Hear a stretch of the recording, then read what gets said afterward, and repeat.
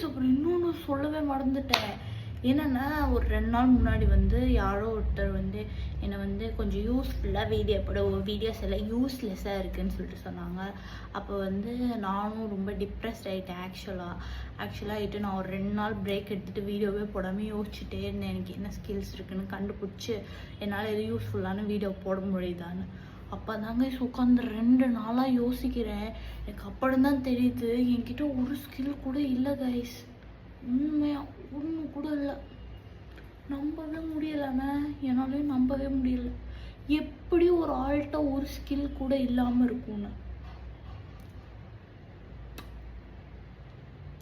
வெறுத்துட்டேன் guys வாழ்க்கையை.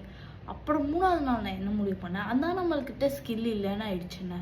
நான் இவ்வளோ நாள் என்ன பண்ணிகிட்டு இருந்தேன், ஏதோ ஒன்று பண்ணிகிட்டு இருந்தேன். ஆனால் அதை பார்த்து அட்லீஸ்ட் சிரிச்சாங்க எல்லோரும்.